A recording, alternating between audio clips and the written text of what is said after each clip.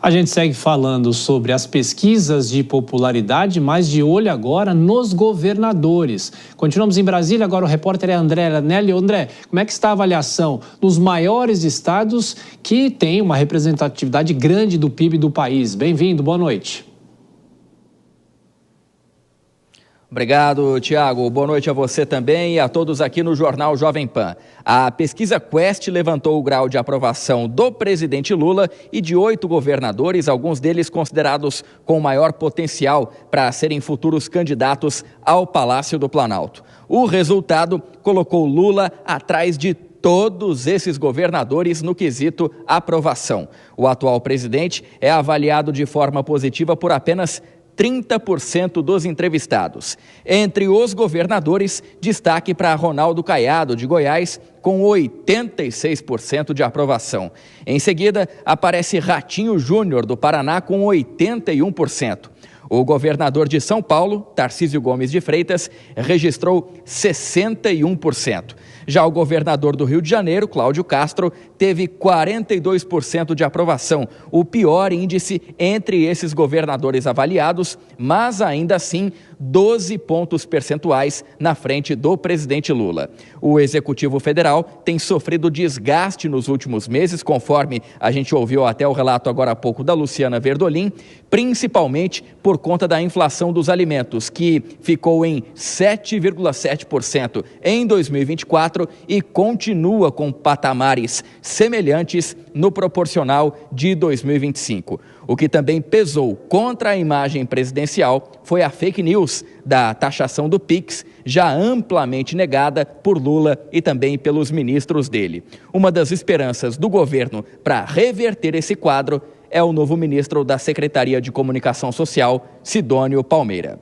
Tiago. É isso, André Anelli, então, falando mais sobre a popularidade do governo e dos estados também, São Paulo, Minas, Rio de Janeiro. Bom trabalho para você, você ainda volta no Jornal Jovem Pan.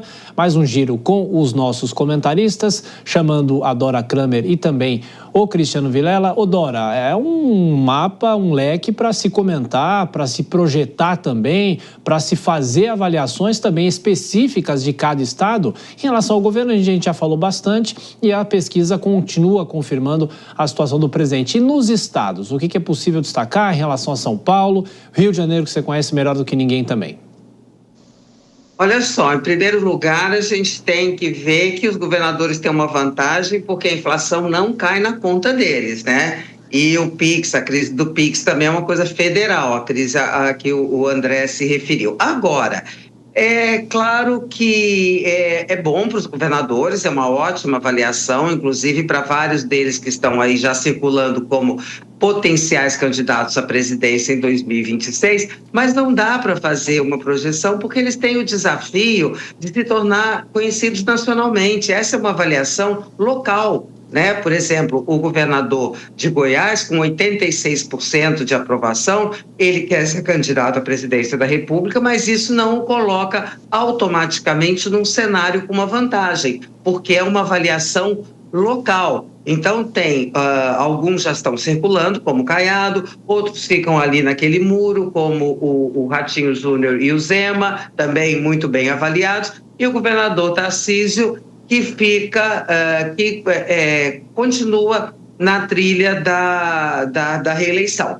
Agora, isso tudo, gente, é por enquanto, porque as coisas só vão ficar definidas quando as regras estiverem muito bem claras e postas. E quando é isso? Lá no início de 2026.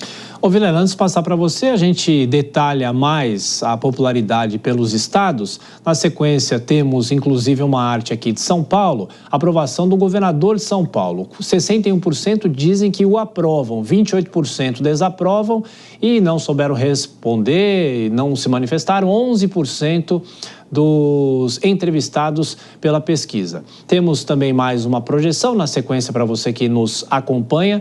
A gente viu a aprovação do governo de São Paulo, agora Rio de Janeiro, 42% aprovam, é a pior delas na comparação, 42% aprovam o governo de Cláudio Castro e desaprovam 48%. E 10%, na verdade, não sabem responder ou não quiseram responder. E agora, na sequência, o governador Romeu Zema, de Minas Gerais. A gestão dele é aprovada por 62%, 30% desaprovam e 8% não souberam responder, não se manifestaram. Cristiano Vilar, de qualquer forma, o que a Dora coloca é interessante porque é uma avaliação local. Não necessariamente, se algum deles tentar a presença da República, a aprovação possa ser a mesma ou os números possam ser semelhantes. Exatamente, são pesquisas distintas.